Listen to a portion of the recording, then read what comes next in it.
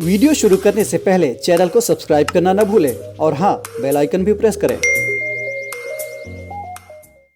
नमस्कार, मैं सुनील वर्मा ध्येय आईएएस टीम की ओर से आपका स्वागत करता हूं ध्येय टीवी पर। हम बात करेंगे डेली करंट अफेयर्स के अपने प्रोग्राम पर, जैसा कि हम प्रतिदिन करते आए हैं। इस वीडियो में मैं दो टॉपिक डिस्कस कर रहा हूं। पहला जो टॉपिक है, इसमें हम बात करेंगे ऑस्ट्रेलिया में मकड़ियों के द्वारा बनाए गए विशाल जाल के विषय में। समझेंगे कि मकड़ियों ने यहां पर कई किलोमीटर के एरिया में क्यों विशाल जाल का निर्माण किया है, यहां पर कौन कौन सी पर्यावरणीय घटनाएं घटित हो रही। वहीं जो दूसरी खबर है, उसमें हम बात करेंगे मॉड्यूलर हॉस्पिटल बनाने की योजना पर और समझेंगे कि सरकार के द्वारा जो 50 मॉड्यूलर हॉस्पिटल बनाए जाने हैं, उनकी क्या क्या विशेषताएं होंगी। आइए इन्हीं दोनों खबरों को एक एक करके विश्लेषित करते हैं। सबसे पहले हम बात करेंगे ऑस्ट्रेलिया के अपने टॉपिक पर। तो ऑस्ट्रेलिया का जो मैप है, इसको थोड़ा ध्यान से देख लीजिए। आपके सबसे पश्चिम में वेस्टर्न ऑस्ट्रेलिया लिखा दिखाई देगा। यह जो क्षेत्र है, जाना जाता है मरुस्थल के लिए। इसी मरुस्थल क्षेत्र में कई जो है कि ऐसे रिसोर्स हैं जो पाए जाते हैं। कई ऐसे जो है कि माइनिंग एरियाज हैं जो कि वर्ल्ड लेवल पर फेमस है। अगर कोई आपको माइनिंग एरिया यहां का पता हो तो आप मुझे कमेंट बॉक्स में बता सकते हैं। उसके बाद आप पूरब वाले एरिया में आइए और यहां पर देखिए एक प्रांत क्वींसलैंड। जो क्वींसलैंड आप प्रांत देख रहे हैं, इसके उत्तर पूरब में आपको पता है कि ग्रेट बैरियर रीफ है और यहां पर जैव विविधता काफी ज्यादा पाई जाती है। उसके बाद जो एक प्रांत है न्यू साउथ वेल्स, उसको देखिए और विक्टोरिया प्रांत को देखिए। यह जो क्षेत्र है क्वींसलैंड, न्यू साउथ वेल्स और विक्टोरिया और साउथ ऑस्ट्रेलिया, यह जो चार प्रांत हैं, यहां पर जो जनघनत्व है ज्यादा पाया जाता है। और सर्वाधिक जनघनत्व अगर आपको देखने की इच्छा हो तो यह जो विक्टोरिया और न्यू साउथ वेल्स का दक्षिण पूर्व वाला भाग है, यहां पर आपको ज्यादा दिखाई देगा। लेकिन यही क्षेत्र क्या होता है, प्राकृतिक आपदाओं का भी सामना करता है। जैसे कि इस समय क्या हुआ है कि यहां पर कुछ समय पहले बाढ़ आई थी और बाढ़ की वजह से यहां पर जो जल भराव की समस्या थी वह उत्पन्न हुई। और ये जो जल भराव की समस्या थी, छोटी मोटी नहीं थी। यहां पर जो बाढ़ आई थी वह 50 सालों में आई सबसे बड़ी बाढ़ थी। तो थोड़ा बेसिक चीजों को समझते हुए आगे बढ़ते हैं। ऑस्ट्रेलिया जो दुनिया का सबसे छोटा जो है कि महाद्वीप के रूप में जाना जाता है, एक स्वतंत्र देश भी है, एक द्वीप भी है। इसकी राजधानी है कैनबरा और सबसे बड़ा जो नगर है सिडनी है। क्षेत्रफल के अनुसार से इसका जो स्थान है वो 6वां है। उत्तर पूर्व में जो ग्रेट बैरियर रीफ है वह 2000 किलोमीटर लगभग लंबा है और माउंट कोसिस्को यहाँ की सर्वोच्च चोटी है। पश्चिम में जो मरुस्थल का विस्तार है वह जाना जाता है धातु खनन के लिए, लेकिन आर्थिक पिछड़ापन और जनघनत्व आपको वहां पर कम देखने को मिलेगा।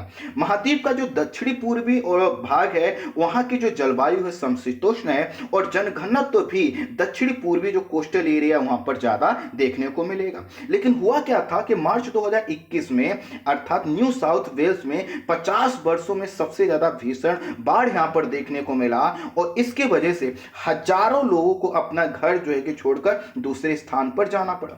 इस क्षेत्र में लगभग 2.5 करोड़ लोग रहते हैं और इसमें से बहुत से लोग ऐसे हैं जो 2019 में जब यहां पर आग की घटना हुई थी उससे भी प्रभावित हो चुके हैं। उसके अलावा यहां पर जब बाढ़ की विभीषिका थोड़ी सी कम हुई तो उसके बाद यहां पर जो चूहों का विस्तार है वह देखने को मिला था और एक खेत में लाखों की संख्या में चूहे आ गए थे। ये चूहे क्या करते थे कि वहां जो खेत खलियान है, घरों में घुस जाते थे, जो भी अनाज मिलता था सब खा जाते थे। खैर, हम बात कर रहे हैं बाढ़ के विषय में। तो यहां पर क्या हुआ था कि कुछ ही देर में 900 मिलीमीटर तक की वर्षा हो गई। इसकी वजह से बाढ़ आ गई और यह जो बाढ़ है इसने क्या किया कि वहां का जो इंफ्रास्ट्रक्चर है उसको डैमेज कर दिया। सड़कों से लेकर जो कनेक्टिविटी थी वो सब बिखर गई।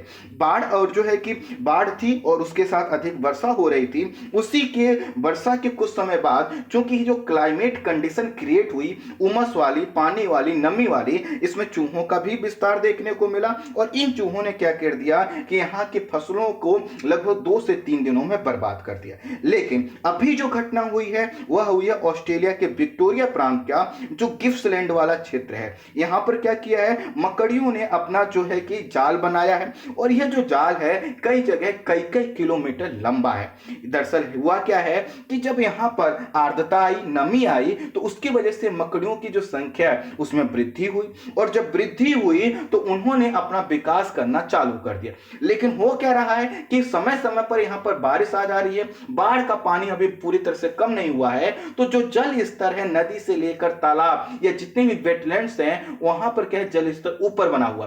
तो जिन मकड़ियों ने यहां पर प्रजनन करके अपना विकास किया, अब वह अपने आप को बचाने के लिए ऊपर की ओर उठ रहे हैं। जैसे एक एग्जांपल से इसको हम समझते हैं, मान लेते हैं कि आपके घर के सामने एक नाली वाला क्षेत्र है, वहां पर कुछ मकड़ियां रहती थी। अब जैसे ही पानी का जल स्तर ऊपर उठने लगा, मकड़ियों ने अपने जाल को ऊपर की ओर बढ़ाना प्रारंभ कर दिया। अब जब ऊपर की ओर वो बढ़ाएंगे तो उनको कोई अगर सरफेस, कोई आधार मिल जाए, मान लेते हैं दीवार मिल जाए, खंभा मिल जाए, कोई पेड़ मिल जाए, तो उसी के माध्यम से ऊपर की ओर जाने लगती हैं। उनका उद्देश्य यह होता है कि हमको क्या करना, ऊपर जाना है। लेकिन वो हवा में उड़कर तो जाएंगे नहीं, उनको क्या करना है, जाल बनाते हुए जाना। तो ठीक यही क्रिया यहां पर हुई है। और यह जो जाल है यह क्या है, मकड़ियों को अपने को प्रोटेक्ट करने का एक तरीका है। दरअसल बाढ़ और जल स्तर में वृद्धि के कारण ही क्या हुआ है, मकड़ियां ऊंचाई की ओर जा रही हैं और यह जो है कि जाल का निर्माण कर रही हैं, और इस क्रिया को बोला जाता है बैलूनिंग। तो बैलूनिंग क्रिया का मतलब क्या है कि मकड़ियों के द्वारा जाल का विकास करते हुए ऊपर की ओर जाना। मकड़ियों ने जो जाल का निर्माण किया है वो ट्रांसपेरेंट है, और इन्होंने पेड़ों, खंभों, सड़कों के किनारे लगे जो होर्डिंग होते हैं वहां तक अपना विस्तार कर लिया है। कई जगह ये कई कई मीटर ऊंचे हैं। मकड़ियों से जो यहां पर मकड़ियों का जाल फैल रहा है उससे इंसानों को कोई खतरा नहीं है, लेकिन हाँ, इनके काटने से खुजने की समस्या, ईचिंग की समस्या जरूर आ सकती है। जो ये छोटे आकार की मकड़ियां हैं ये स्किन को भेद नहीं सकती, इसकी वजह से कहा जा रहा है कि कुछ समय बाद जैसे यहां पर मौसम थोड़ा सा यहां पे जो नमी है वो कम होगी, यहां का जल स्तर कम होगा, यह जो जाल है अपने आप समाप्त हो जाएगा। ये जो बैलूनिंग की क्रिया है ये पहली बार यहां पर घटित नहीं हो रही है, इससे पहले भी हो चुकी है। अगर 2018 के आपने न्यूज़पेपर देखे होंगे तो 2018 में ग्रीस के एंटोलिको में भी ऐसी ही घटना देखने को मिली थी। इस समय लेकिन ऑस्ट्रेलिया के जितने नदी, तालाब, आर्द्रभूमि क्षेत्र यहां पे हैं, विक्टोरिया प्रांत के अधिकांश में बैलूनिंग की क्रिया देखने को मिल रही है। कुछ जगहों पर जल का यह जो विस्तार है जाल का वो कई किलोमीटर तक देखने को मिल रहा है, लेकिन जैसे जैसे हवा में जो नमी की मात्रा कम होगी, जल स्तर कम होगा, यह जो जाल है ये भी क्या हो जाएगा, समाप्त हो जाएगा। इससे एक चीज पता चलता है कि ऑस्ट्रेलिया जो भले ही वहां जनसंख्या घनत्व कम है लेकिन वो क्लाइमेट चेंज का सामना कर रहा है। चाहे आप ऑस्ट्रेलिया में लगी आग की घटना को देखिए, वहां पर चूहों के विस्तार को देखिए, वहां पर समय समय पर आने वाली बाढ़ की विभीषिका देखिए, और अब मकड़ियों के दर। तो एक तरह से हमने क्या किया है कि पूरे एनवायरमेंट को कहीं ना कहीं डैमेज किया है, और उसका खामियाजा अब हम लोगों को देखने को मिल रहा है। आई होप समझ पाए होंगे ये बैलूनिंग की क्रिया क्या है, मकड़ियों का खुद का अपने आप को बचाने की क्रिया है, और उसी के तहत वह जाल का निर्माण करते हुए ऊपर की ओर बढ़ रही हैं, और जब तक उनको लग रहा है कि हम और ऊपर जा सकते हैं वो जा रही हैं, अपने आप को सुरक्षित कर रही हैं। अब हम बात करेंगे दूसरे टॉपिक पर जो 50 मॉड्यूलर हॉस्पिटल बनाने की योजना से जुड़ा हुआ है। अब सबसे पहले आप मॉड्यूलर हॉस्पिटल समझ लीजिए। जैसे कि मान लेते हैं आपने कोई हॉस्पिटल, सरकारी हॉस्पिटल देखा है, ऐसा सरकारी हॉस्पिटल आप एज्यूम कीजिए जो कि सरकारी है और वहां पर जो है कि ऑक्सीजन की सप्लाई है। अब उसी के पास कोई एरिया खोज कर क्या किया जाए, वहां पर एक हॉस्पिटल बनाया जाए। हॉस्पिटल बनाने के लिए क्या होगा, पूरा इंफ्रास्ट्रक्चर बनाने की आवश्यकता नहीं है, बल्कि आपने देखा होगा कि जो रेडीमेड हॉस्पिटल बनते हैं। रेडीमेड हॉस्पिटल का मतलब क्या है कि खंबे पहले से तैयार होंगे, उनकी सेट्स जो ऊपर वाली होती हैं पहले से तैयार होंगी, उनके बेड कहीं पहले से तैयार हो रहे होंगे, उनके लिए जो भी इंफ्रास्ट्रक्चर, लकड़ी वगैरह चाहिए वो पहले से तैयार है, बस लाकर उसको क्या किया जाएगा, असेंबल कर दिया जाएगा, और कुछ ही दिनों में आपके सामने हॉस्पिटल खड़ा होगा। तो ऐसे जो हॉस्पिटल जिनके इक्विपमेंट, जिनके जो भी पार्टिकल्स हैं वो पहले से तैयार करके रखे रहते हैं, उनको लाकर तुरंत फिट कर दिया जाता है। तो ऐसे हॉस्पिटल कुछ ही दिनों में बन जाते हैं। इन्हीं हॉस्पिटल को बोलते हैं मॉड्यूलर हॉस्पिटल। तो हुआ क्या है कि कोरोना की तीसरी लहर का सामना करने के लिए केंद्र सरकार एक नई हेल्थ योजना पर कार्य कर रही है, और इसके तहत अगले 3 माह में देश भर में 50 मॉड्यूलर हॉस्पिटल बनाए जाएंगे। ये जो हॉस्पिटल होंगे ये क्या होंगे, वहां पर बनाए जाएंगे